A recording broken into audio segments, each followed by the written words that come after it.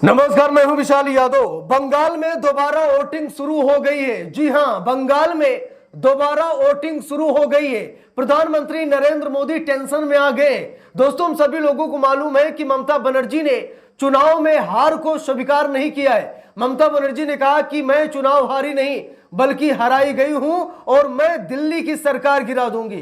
दोस्तों, आज ये खबर जो सामने निकल कर आ रही है, इसको लेकर चारों तरफ हाहाकार मचा है कि जब बंगाल चुनाव का रिजल्ट आ गया है, जब बीजेपी ने अपना मुख्यमंत्री लॉन्च कर दिया है, जब लगातार ताबड़तोड़ फैसले लिए जा रहे हैं सरकार की तरफ से, इसी बीच ये खबर सामने आ जाए कि बंगाल में दोबारा वोटिंग शुरू हो गई है, तो लोग इस पर विश्वास नहीं करेंगे। आप में से कई ऐसे लोग होंगे जो शायद यकीन न करें कि बंगाल का जब रिजल्ट आ गया है, जब सरकार बन गई है, सरकार का गठन हो गया है, सरकार काम करने लग गई है, वादे पूरे करने लग गई है, यहां तक कि बड़े बड़े ऐलान कर रही है, मुसलमानों का आरक्षण खत्म कर दिया गया है और बड़े पैमाने पर जिनका नाम एसआईआर में कटा है उन्हें बांग्लादेश भेजा जा रहा है। इतना सब कुछ हो जाने के बाद अब वोटिंग दोबारा क्यों कराई जा रही है? दोस्तों, मामला थोड़ा सा सस्पेंस है, लेकिन आप सभी लोगों को ये खबर जरूर देखना चाहिए। जहां पर हिंदुस्तान अखबार ने खबर भी छाप दी है। हिंदुस्तान अखबार में लिखा भी है, फलता में दोबारा वोटिंग आज, अपने ही गढ़ में बगैर उम्मीदवार टीएमसी, बीजेपी ने किसे उतारा। तो दोस्तों, हाँ, सच है, फिर से वोटिंग शुरू हुई है, दोबारा वोटिंग की जा रही है। कारण ये दोस्तों कि जब बंगाल का चुनाव चल रहा था तो बड़े पैमाने पर धांधली और बेईमानी की खबर सामने आई थी। कई जगहों पर ऐसा लगा कि बूथों को लूटा जा रहा है, मतदान केंद्रों को लूटा जा रहा है। कई बार ऐसी चीजें आई कि ईवीएम मशीनें घंटों घंटों तक बंद रही। ठीक है, यानी कि कई सीटों पर ऐसी गड़बड़ियां आई, यहां तक कि ममता बनर्जी ने कहा कि भाजपा ने 100 सीटें लूटी हैं। अब जरा सोचिए, ममता बनर्जी ने कहा था कि भाजपा ने 100 सीटों को लूट लिया है। देखिए, लिखा भी है, फलता में दोबारा वोटिंग आज, अपने ही गढ़ में बगैर उम्मीदवार टीएमसी, बीजेपी ने किसे उतारा। देखिए, लिखा भी है, मतदान से पहले जहांगीर खान ने पुलिस पर्यवेक्षक अजय पाल शर्मा को सार्वजनिक रूप से चुनौती भी दी थी और कहा था कि पुष्पा की तरह वो भी कभी दबाव के आगे नहीं झुकेंगे।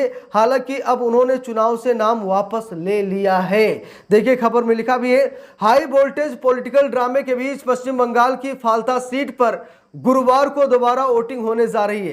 खास बात यह है कि तृणमूल कांग्रेस का गढ़ माने जाने वाली इस सीट पर पार्टी के उम्मीदवार ने ही अंतिम समय में नाम वापस ले लिया है। ऐसे में यहां ईवीएम यानी इलेक्ट्रॉनिक वोटिंग मशीन पर टीएमसी प्रत्याशी जहांगीर खान का नाम तो होगा, लेकिन वो उम्मीदवारों में शामिल नहीं है। यहां 23 अप्रैल को हुए मतदान के बाद चुनाव आयोग को कुछ मतदान केंद्रों पर अनियमितताएं की शिकायतें मिली थी। इसी कारण आयोग ने इस सीट पर पुनर्मतदान की घोषणा की है। तो दोस्तों, बात यह है कि मतलब इस सीट पर बड़ी बेईमानी हुई थी, बड़ी धांधली हुई थी, बड़ी गुंडागर्दी हुई थी। ठीक है, तो जिसकी वजह से चुनाव आयोग ने कहा था कि यहां पर दोबारा चुनाव कराया जाएगा। ये जो सीट है फाल्ता की, ये कहीं ना कहीं थोड़ी सी हिंसात्मक होता नजर आ रहा है, इसीलिए चुनाव आयोग ने इस सीट को होल्ड कर दिया था, जिसको लेकर आज दोबारा वोटिंग फाल्ता सीट पर कराई जा रही है। देखिए, लिखा भी है, खुद को पुष्पा बताते थे जहांगीर खान। लिखा है, खान फलता में प्रचार अभियान के दौरान सबसे चर्चित चेहरे में एक थे।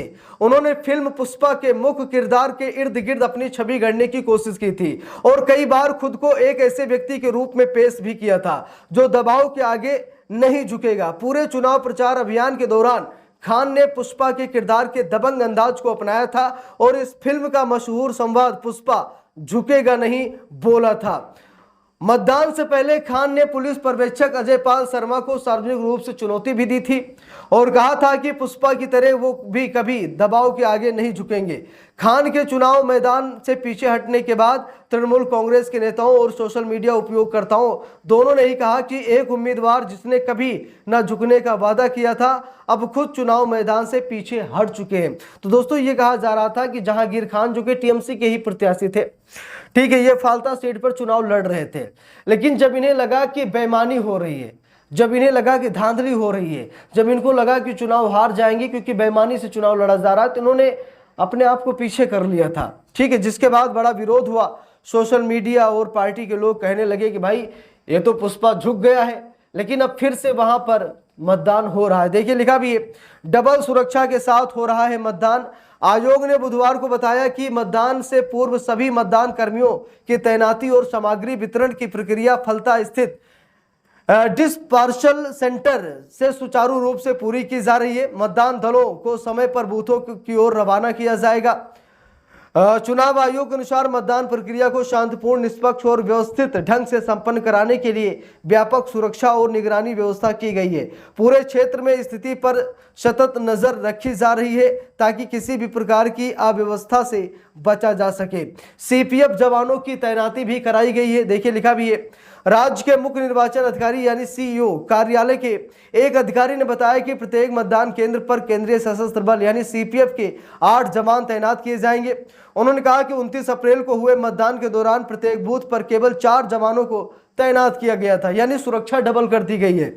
निर्वाचन आयोग के एक अधिकारी ने पीटीआई भाषा से कहा कि चुनाव आयोग इस बार किसी भी प्रकार की अनियमितता की गुंजाइश नहीं छोड़ना चाहता, इसीलिए सुरक्षा व्यवस्था को काफी मजबूत किया गया है। अधिकारी ने बताया कि फलता विधानसभा क्षेत्र में 285 मतदान केंद्र हैं और शांतिपूर्ण मतदान सुनिश्चित कराने के लिए केंद्रीय बलों की लगभग 35 कंपनियां तैनात की जाएंगी। उन्होंने कहा कि पुनर्मतदान के लिए सुरक्षा बलों की तैनाती पूर्व की तुलना में लगभग दोगुनी होगी। ड्रोन से भी निगरानी कराई जाएगी। देखिए यह भी लिखा है कि अधिकारी ने बताया कि पुनर्मतदान के दिन ड्रोन निगरानी पर भी विचार किया जा रहा है। इस बीच राज्य पुलिस ने पुनर्मतदान से पहले कार्रवाई शुरू कर दी है। बंगाल पुलिस के एक वरिष्ठ अधिकारी ने कहा कि हमने कई लोगों को गिरफ्तार किया है, जिनमें फलता पंचायत समिति के उपाध्यक्ष सईदुल खान भी शामिल हैं। तो उम्मीदवार कौन कौन है, भाजपा ने किसे उतारा है, ये भी देख लीजिए। लिखा भी है, मंगलवार को तृणमूल कांग्रेस के उम्मीदवार जहांगीर खान ने घोषणा की कि वो गुरुवार को होने वाले मतदान के उम्मीदवार नहीं रहेंगे। तृणमूल कांग्रेस ने कहा कि यह फैसला खान का व्यक्तिगत निर्णय है, पार्टी का नहीं। भारतीय जनता पार्टी ने जहांगीर खान के खिलाफ देवांशु पांडा को उम्मीदवार बनाया है। तो बड़ी मतलब एक हिसाब से कड़ी टक्कर के साथ ये चुनाव हो रहा है। ऐसे में अब देखते हैं कि जहांगीर खान जो कि उम्मीदवार नहीं है, लेकिन उनके ही नाम से चुनाव लड़ा जाएगा। बाद में डिसाइड किया जाएगा कि किसे विधायक बनाया जाए। अब देखना यह है कि ममता बनर्जी आगे क्या डिसीजन लेती हैं। ठीक है, फलता में दोबारा वोटिंग आज होने जा रही है, क्योंकि उस दिन वोटिंग नहीं हो पाई। कारण ये था कि बहुत ज़्यादा गुंडागर्दी, दबंगई, बेईमानी और लूटपाट को शायद देखा था जहांगीर खान ने। इसीलिए जहांगीर खान ने अपना नाम वापस ले लिया कि भाई मुझे चुनाव लड़ने का कोई मतलब ही नहीं, क्योंकि यहाँ पर चुनाव जीतने के लिए नहीं बल्कि हारने के लिए प्रयास किया जा रहा है, यानी कोशिश की जा रही है। तो इस पूरे मामले पर आप सभी लोगों की क्या राय है, कमेंट करके जरूर बताइएगा। वीडियो को लाइक शेयर, अगर चैनल पर नए हैं सब्सक्राइब करके सपोर्ट कीजिएगा। मिलते हैं दूसरी वीडियो में, तब तक के लिए बहुत बहुत धन्यवाद।